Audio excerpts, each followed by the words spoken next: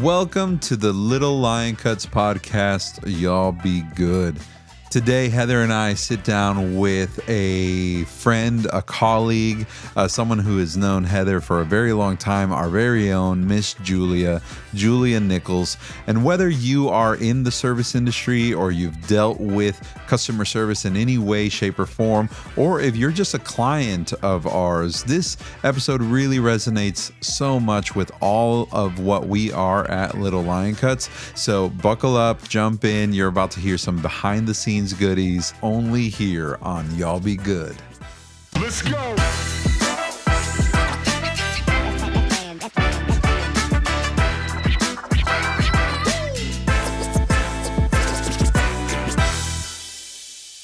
What's up, Jay? Nothing. Was it a good day? Yeah, lucrative.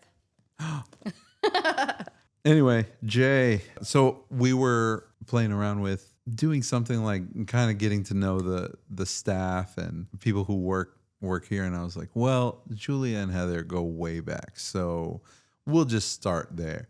Because you guys know each other from infancy, right? Well, your infancy. Since I was like 4. Okay. Yeah. I mean, toddlerisms. I was like 11. I moved in next door when I was 4 years old Okay. Where was that? in Waukegan. In the walk. Walktown? You're 8 years older? Mm-hmm. 8 years older. Okay. All right. So I was like 11 years old when she moved in. And you were babysitting? Is that your claim to fame or not really? You weren't really doing. Not at first. No. Oh, okay. No. At first, it was like my brother played with her brother, and they were both in soccer together. And then as we got older, I did start doing babysitting in the summertime. And then after a while, I stopped babysitting, and I just started taking them with me to the city or coming over and be like, do you guys want ice cream? Eventually, my mom figured it was more play dates than babysitting, so she stopped paying her, and Heather just took us everywhere. You were able to just kind of hang. I don't know. There was plenty of times where we stayed at the house, and I remember passing out on your couch because I'd been up all night being on the computer. And then at one point, her mom asked me to work for them at Kid Snips. Yeah. So. And then I trained Julia on desk. So Kid Snips is, would we call them a direct competitor or just a peer in the industry? Originally, maybe they were a direct competitor for you because Vernon Hills is like kind of close, and Sure. people like differentiate between the two of you. They'd go back and forth. Okay. But now that Vernon Hills is closed, I feel like They have their own territory. yeah, and you guys have We yours. have our own territory. So we'll say they are a peer in the industry. And I like that word better in general. What age did you start working at Kid Snips? Kid Snips came into my life when I was 10 years old, but I did not start working there until I was 15 Wait, why 10? because my mom was a hairstylist and manager at Kid Snips when I was 10 years old, But not anymore. but not anymore. She's doing her own thing, right? Yes. Okay. All right. Oh, but her first gig with Kid Snips was in a pamphlet. Modeling. I used to model for them when I was, Whoa. I was 10 then. Yeah. That was when I was 10. Yeah. I think I still Fancy. have those pictures. Yeah. Best model they ever had. We're gonna, you know what we should do? We should crop her out of those photos and use them in our publications. I even had like the Kid Snip shirt with the logo, so you have to cover it and make it a Little Lion Cuts logo. Say I won't. No, I learned a long time ago not to badmouth peers in the industry. Not that I would necessarily, but I guess we should put this story out there. Do you know my cost cutter story? Oh, yes. I just heard you telling somebody it the other day. Okay, so for those of you who don't know my cost cutter story, when we first opened Little Lion Cuts, I'm 30, I'm young and naive and inexperienced. And so I posted, and we were looking for stylists, so I post something online saying, it was like a picture that said help wanted. And then my caption was, we are looking for talented hairstylists and barbers. If you're not, I hear cost ... is hiring. I posted that, let's say I posted it at 10 o'clock a.m. By noon, I was getting blown up. My social media, Facebook was all, this is so unprofessional. Why would you say this? All this stuff. And I was like, oh no, like that's a big faux pas. You can't do that. Which I get, but I've always been one to kind of push a little bit against. Well, I was gonna say, it's like you worked in an industry where it's like you don't want to burn bridges because you don't know who you're gonna work with next. Exactly. Well, but that's the thing too. It's like it's never about the place. It's always about. A lot of people think it's about the place. Like, oh, that place did this to me, and Sure. it's like it's not that place did that to you. That stylist That did that to you. individual stylist. Yeah. Everywhere you go, there's going to be good stylists and there's going to be bad stylists. Maybe not bad stylists. Maybe Someone who bad. just doesn't fit your style. Yeah. someone. Yeah. No, there are some bad stylists out there. I will say that. I think we're fortunate enough to have people who genuinely want to do this and be with us throughout the day. And sure, maybe they're still honing in on their craft, but I also think there are people out there who just need that job. This is the licensing that they have, and they have to do that job. Well, and a lot of stylists are scared to say, like, I'm not the one for you. I don't know how to do that. Sure. A lot of times, like, somebody will come in and I'll be like looking at their hair and I'm like, maybe Heather would be a better fit for you. Gotcha. I've seen her do this before. I know she can do it. I'm going to have her take you instead. That's maturity working, Yes. But it depends on your environment. Like there's some environments that make you feel like you can't. Sure. Say that. Yeah. Like Yeah, you have, like everyone has to be able to do this. Everybody has to be able to Okay. do that. And not everyone has that skill or the Yeah. desire. Or the desire to do so. Yeah, for sure. Yeah, I had to do a men's cut today. Oh, So where did you come from? I don't know you. Why are you on my book? Yeah. I guess I did his kid last time. He really liked it. So I didn't know. So you'll do men's cuts over there, but not no, here? technically I'll do a men cut here if a dad walks in and says, "Oh, will you take me?" Yeah. I've taken men here Yeah, before. you have. You have. Leo's dad. You're took just him not a before. huge fan, I right? just rather not do an adult. No, thank you. I'm. Be happy I'm doing your kid. That's I want gonna the be. challenge. That's gonna be the segment, the capture. tagline. Yeah, be happy I'm doing your kid. No. Oh, going back to my cost cutter story, I get blown up. Everybody says like that's not cool. I end up taking it down, and I'm like, oh man, I'm sorry, that was not my intention. I take down the post, but the damage had been done. Fast forward, I go to cosmetology school. I'm at Gateway, and the teacher introduces us all, and she's like, okay, go around the room and say where you work and who you are.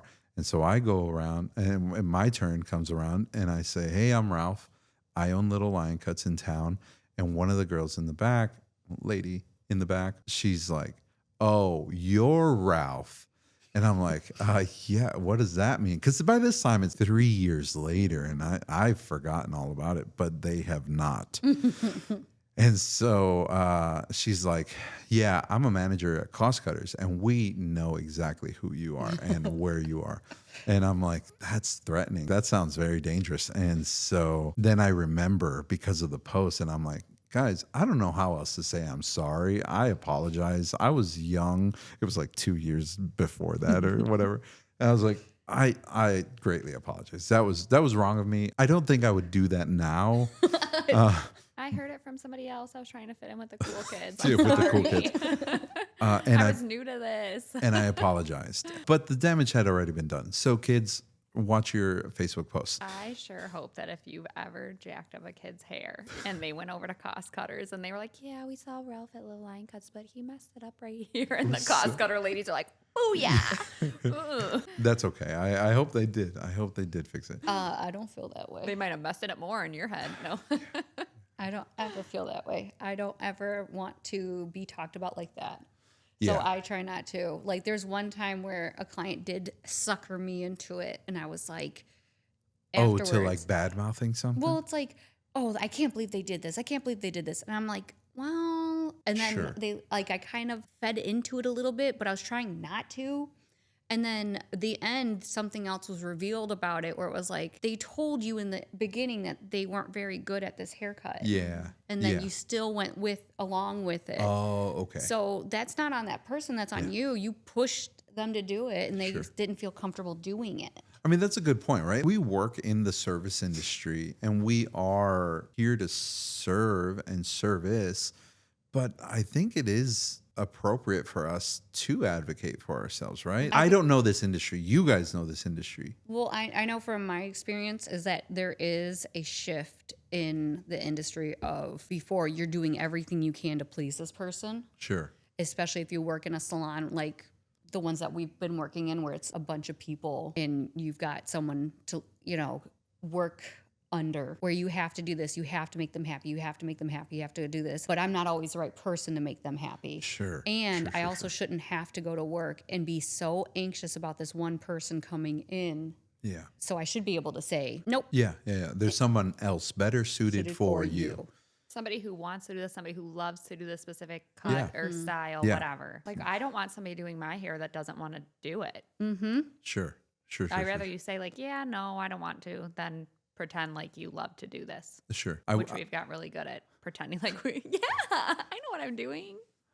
I think that's just a given. But sometimes you do have to fake it till you make it. Yeah. Is it hard to go from one store's energy to another store's energy? It depends which way I'm going. Wait, why? Because one salon is like, I don't want to talk about this on the podcast. But they're going to watch this. They might not. They don't even know they're this is gonna gonna watch. happen. Well, they already know. Okay. How about this? What is your favorite part of working with kids? Because I know, like, Nothing. your background's different. So I don't know. My favorite, I don't know. I always knew from a young age that I wanted to work with kids. And originally I thought I wanted to work with special needs kids. And then I kind of realized that maybe I don't have that much patience and that takes a lot of heart. And I didn't have all of that in me. My two cousins that are my age, they went on and they're now special education teachers. But yeah, my mom, I grew up in the kids salon watching my mom do it for so long. And I was like, I could do this. Sure. It'll make me money fast. I don't have to go to college. And then my mom told me, if you want to go to college, you can use the money you make from cutting hair to go to college. Then this just gives me so much freedom, and I get so much freedom in my life with my own kids that why would I choose anything else? Sure. Where did you go to school? For cosmetology? Yeah. Mario Tricoci in Libertyville. Oh, is that like a T-spa? Like a specialized Yes. cosmetology school? Yes. Okay, gotcha. Also, like, the benefit now being closer to home, I get to like be involved in all my kids' stuff, even though you guys don't love that I leave early, but he leaves early all the time. We don't mind that you. I honestly you don't. mess with me. Well, But I don't care mind 'cause I'm because happy. if I take a day off, you're like, why are you taking the day off? Well, yeah, then I have to take the day off. I'm only here with my bestie. That's true. Yeah. I was gonna ask you what do you love about being a stylist, but you kind of already answered that, right? Like the flexibility, Yep. the lucrativeness Yep. of kids' stuff. The instant cash benefit. Do you feel like this job prepared you for motherhood at all? A little bit, yeah. Especially because you get to see all the clients and the families come in and you get to see different parenting styles. Oh. And you can be like, oh, I really like that and respect that. And I want to be like that. Or you can be like, oh my goodness, do not do that. Yeah. I don't want to get started on parenting styles. No. We Yeah. won't go into detail. Because that's rough, man. I think those are the benefits of working in so close proximity to just other families, right? Like other young families. Because inevitably you're going to run into somebody who is, at least in our realm of work, we're going to run into somebody who's in our situation. Like H-Town, we have a lot of aunties that bring their kids, their nieces and nephews in. Like we're going to run into somebody who has 2 kiddos your age. We're going to run into people who have kiddos my age. It's kind of a nice thing to be able to see and pick and choose. Okay, this works for that family, but this probably doesn't really work. You're raising a serial killer. Yeah. I think that a lot in some of my stuff. We're really not judging everybody. We're just judging some. And so yeah, this kind of prepared you a little bit to kind of jump into motherhood. Oh, yeah. Well, I always knew I wanted to be a young mom, too. I always knew I wanted to work with kids. I knew I wanted to be a young mom. How old were you when you had a kid? Your first? My first child I had at 23. Oh, wow. Okay. Yeah, young. So, there's younger mothers, but I got married at 20. Well, got engaged at 19, married at 21, first kid at 23, second kid at 24. Done. I do forget that you're so young. You just turned 30. Yeah. Well, Yeah. I'm about to be 31 next month. You're going to, yeah. And then I'm going to feel old, officially. I feel old. It's all downhill from there. But because of that, because I think you started you started life so quickly and so early. I mean, I'm not far behind you in that boat, but we waited until 25 to have the first kiddo. Well, I feel like too, because you've been working like mostly full time too since you graduated from beauty school, that you also have, and the experiences you've had working, you do act more mature in some ways, like in certain aspects, especially at work. Like you're like, Well, you get stuff done. I just mean business when I'm at work, and when other people don't know what they're doing, I'm like, come on, guys, it should be easy. I've been doing this since I was 10 years old. How do you not get it? Obviously, working with kids is its own thing. It's its own rodeo. How do you manage that? We talked a little bit about just kind of the mental stress that it can bring on. How do you manage through those things, those days, those situations? I don't know. I don't. I just, you just keep living life, chugga, choo choo. And when you go to bed, your worries go away. I don't know. What's that like? Wait. Every day is a new day.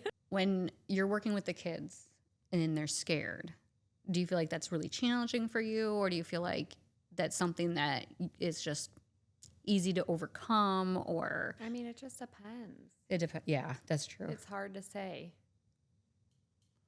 And then haircuts, like different haircut styles are coming through now. Like we're in that transitional period. Because I remember when I first started, it was faux hawks. No, it was long hair. No, right now it's really just the AI photos. Like, stop showing me these fake photos that Sure. aren't real. You've been in this industry for so long, pretty long, right? 12 years, okay, if we want to get technical. No, but I've been in the industry. In utero. Yeah. Yeah, you've been just Since I kind of was little. around it. Yeah. Have you seen it change a lot? Well, obviously styles change and that kind of Yeah. thing. But no, not really. I would say we're in one of those industries that doesn't necessarily change, right? Like Yeah, because barbershops everything comes have, back around. yeah, You know, like things go away, but then they find a way back. sure. They just get rebranded. Yeah.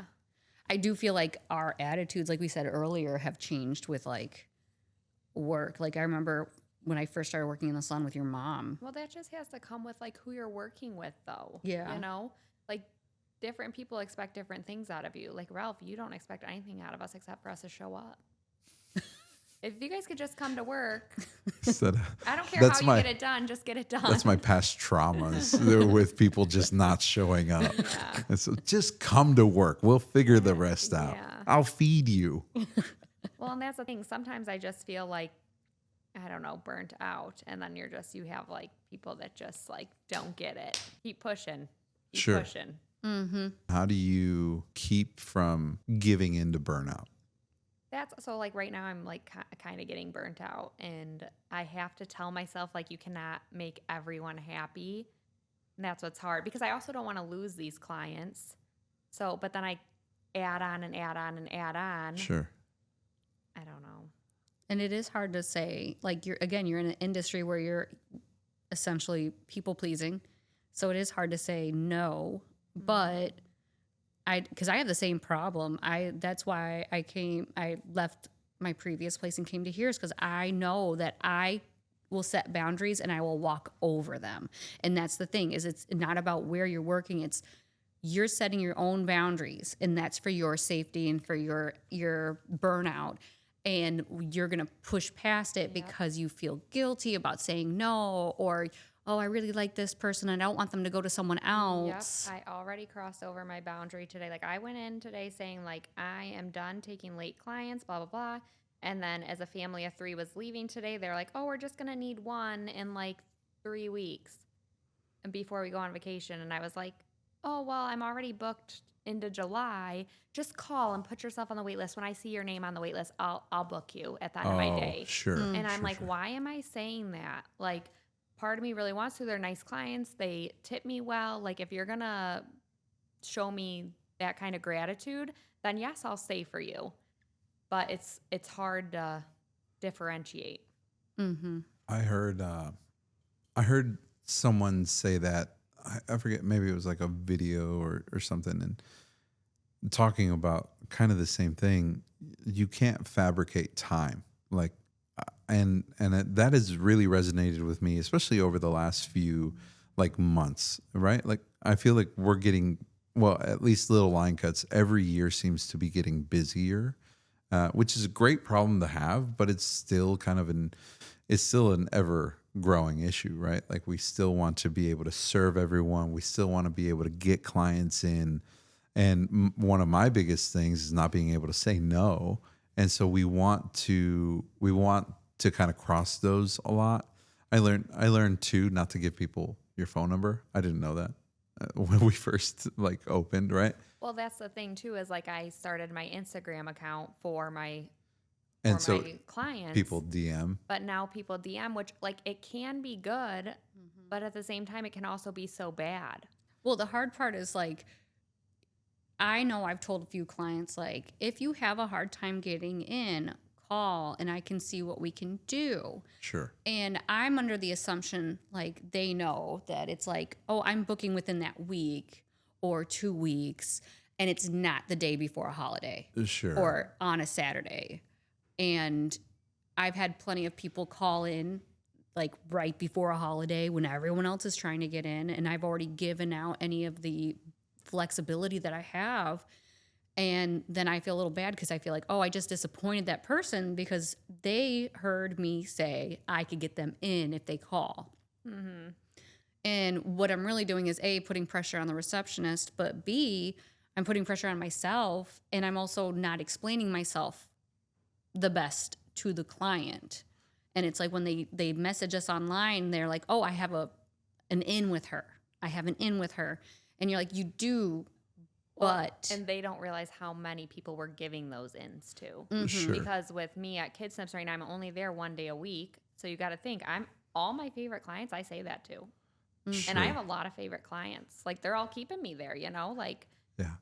So, oh, Well, that's what... I have to say 2 hours after close just to get all my people in. And then I'm, Then you're burnt out. yeah. Like I was telling, I went to get my tattoo today, and I was talking to my girl, and I was like, it's crazy how I've been doing this for so long, and it wasn't until I came here that I actually had clients like pre-book. I've got some that pre-book for the whole year, and I've got some that just pre-book their next appointment, but I very rarely had that in my previous locations, and it's a little bit nicer.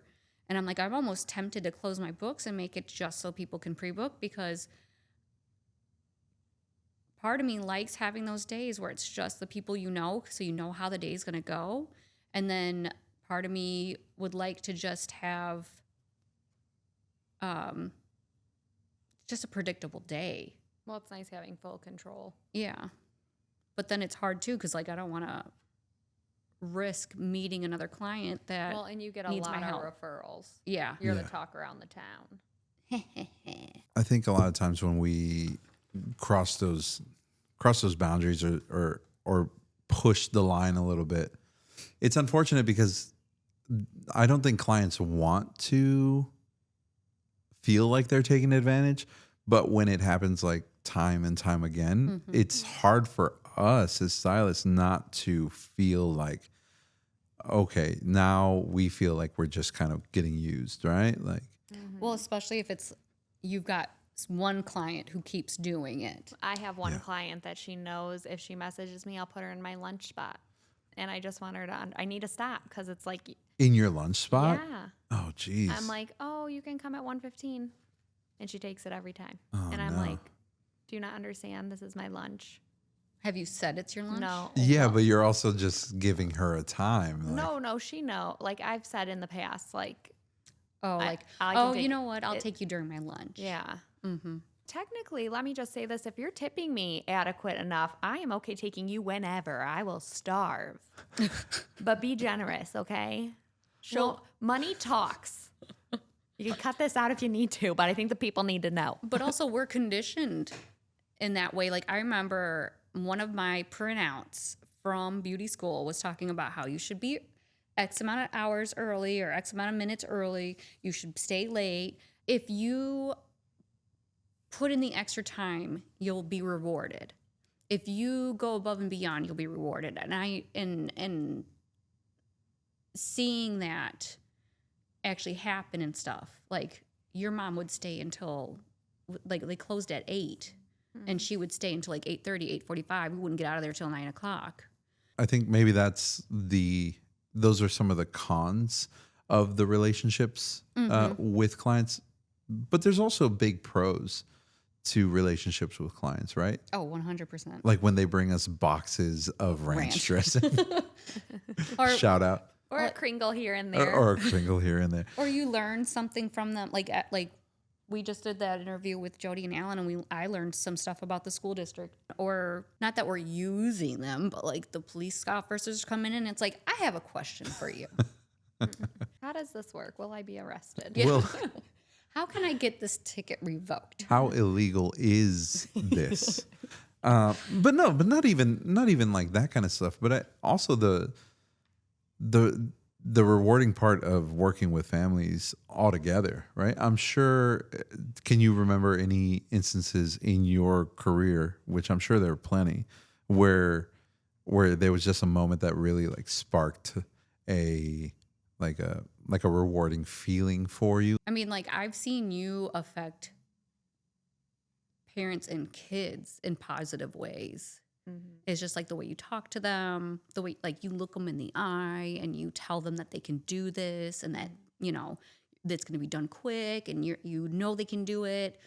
And then like you were talking about a couple kids you have that you've had for a long time and they trust you with their hair enough to like, you know, I think one had a mullet and you cut it off or something. Yeah. And they trusted you to do it, even though you're like, I don't know how to do this haircut that well. Oh, yeah. My low taper fade. Which is the most popular thing now. Mm-hmm. It's so funny how you get so excited at first when something new comes out. And then after a while, you're like, another one. It's just a cycle of things. And it's not that it's not fun to do and we don't think it looks cool. It's just, oh, can we just do a 4?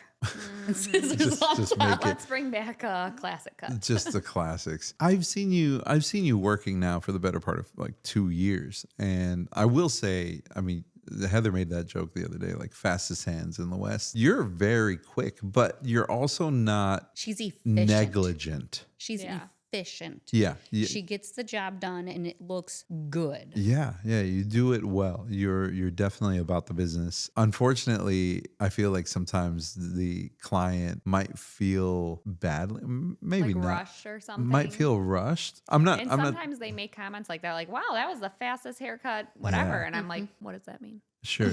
Are you upset about that? Was that a good thing?" Yeah, but it goes back to the kind of that old adage of if it takes me longer, should it cost more? You know, like you're paying for the experience. People are paying you for your 30 years of experience since you were born into this.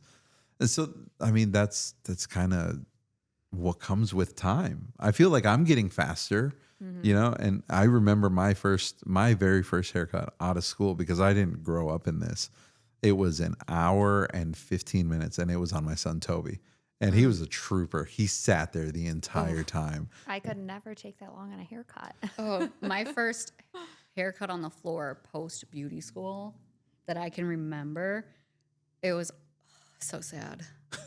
Because the kid looked at me, and it was like 45 minutes in, and he goes, "Are we almost done?" And I was like, I hope so. He's so tired. Oh, no. And he was playing GameCube. That's how long ago it was. He was playing GameCube, and I was just like, I want to be done. But I was very fortunate because where I started and at the time I started, it literally was a clipper number 4 on the sides and back, scissor cut the top. So when I was learning how to cut hair, I could do 15-minute haircuts because it was easy peasy. Yeah. Like there was no fading and blending like crazy. It was just I was going to say for the listener, that is a very simple haircut. Yes. That's like literally maybe one guard on the side and then you're doing the top and you're done. But now times have changed a little bit, right? Like there's a lot more blending that has to go into these like low taper fades. And should we tell everyone that a taper is a fade?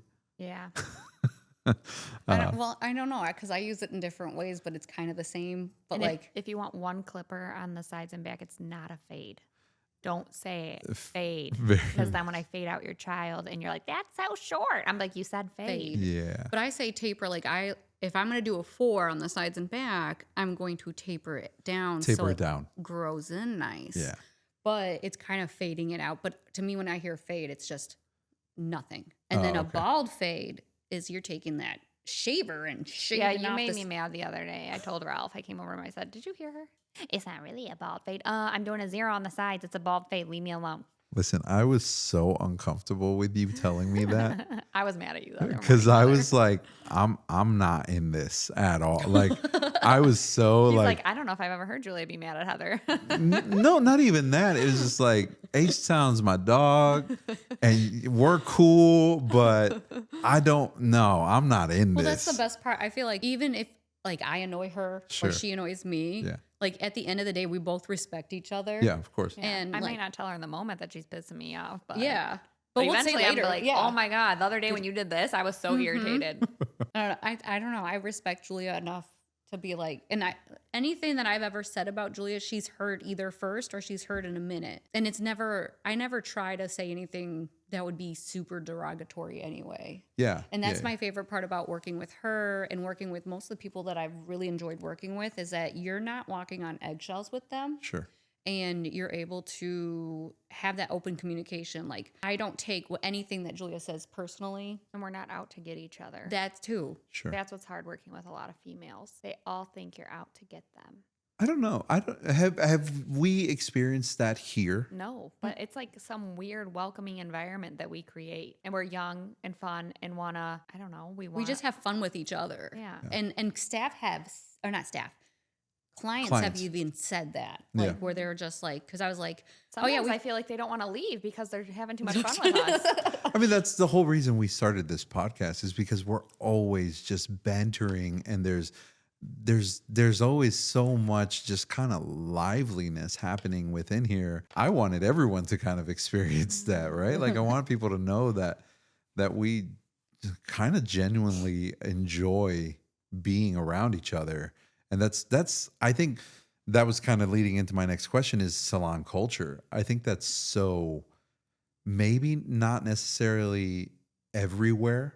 I mean, we have a new staff member here, a new stylist with us, and they've also mentioned that salon culture is a big deal. They're coming from maybe something that's not super healthy, and I've heard that time and time again. Well, I think Megan mentioned that, like before she kind of left the salon world, she was like, it was always so catty. Like there's always Toxic. such a there's toxic thing. so much insecurity. And I kind of blame that on the fact that I had a teacher when I told her, she was my high school teacher, that I was going to cosmetology. She was like, no, you could do so much better than that. And I was like, I really it's still artsy because she was expecting me to be an artist. And I'm like, I'm still an artist. I can still do it, but I'm still doing art. And like the joy that you give someone to make them feel good, or a family when you work their kid into a haircut, where they went from scared to happy. Going back to the rewarding thing, I feel like that's like my reward when I get a scared kid, and it takes a few times. But I'm like, like parents come in all the time and say, you know, what age does this stop? Does like, the crying stop or the yelling? It really depends. Yeah. It could be a long time, but once you get there, that's really rewarding. I do feel like that's a huge part of maybe that dopamine hit that we get in this particular niche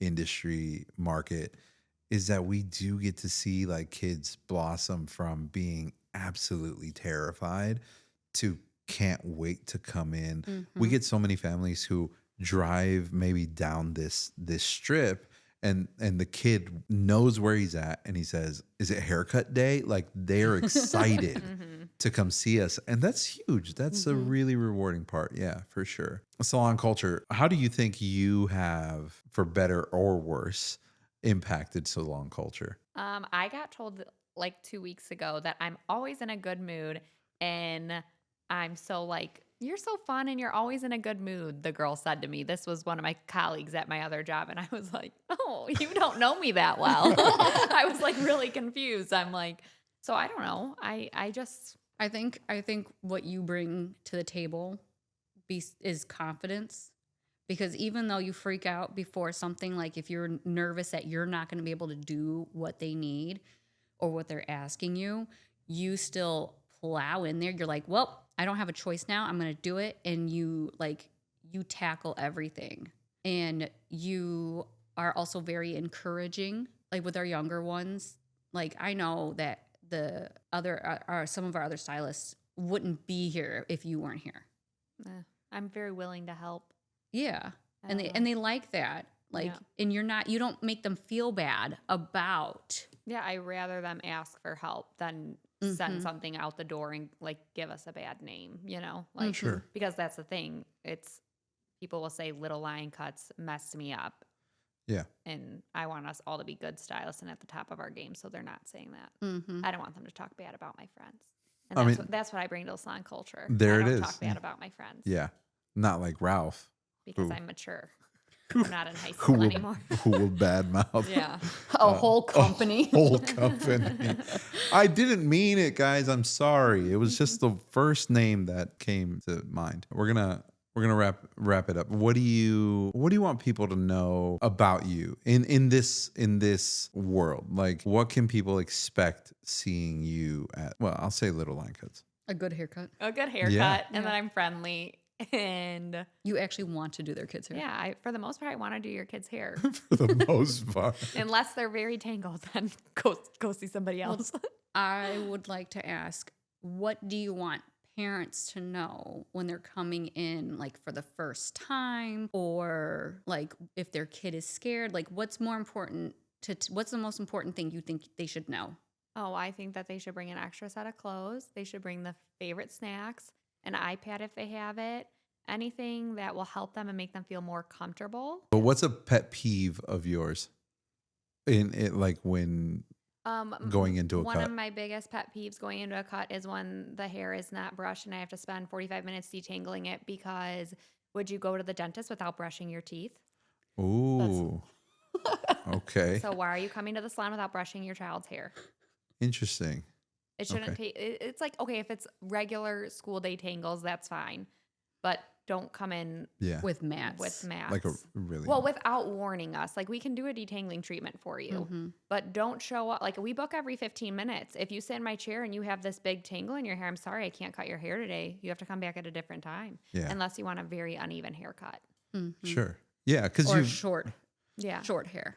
I tell people that all the time when they're trying to maybe walk in for like a first haircut or something like that. I tell them, like, I don't want to rush that experience. Mm-hmm. I want you guys to get the full experience, even if we do it in 15 minutes, right? But I want you guys to have that full experience and not feel like we're being kind of thrown into something that we weren't expecting. So, I mean, I don't think that's necessarily like a super harsh pet peeve. Mm-hmm. That's just kind of the reality of things, because it goes back to you wanting them to have a good experience, the best experience that they could with you. Lastly, if you weren't doing hair, what would you be doing? Oh, I would be swimming with dolphins. I'd be a dolphin trainer. You answered that so fast. And that was my real dream. Random. Okay, dolphin trainer it is. You heard it here first, love guys. Dolphins. And I've never swam with them, so it's not too late. Go fund me. Get Julia to swim with dolphins. We'll just put a little box next to the register. Yeah. You put your spare change. Your Venmo is in your TikTok account. Yeah. You get people to pay you. All right, Jay. Yay. Thanks for hanging out, Jay. Yeah. See, that wasn't so bad. No, it's still weird.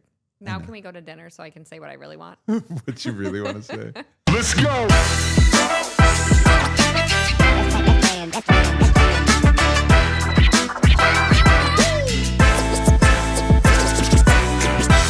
Well, that's a wrap for today's episode of Y'all Be Good.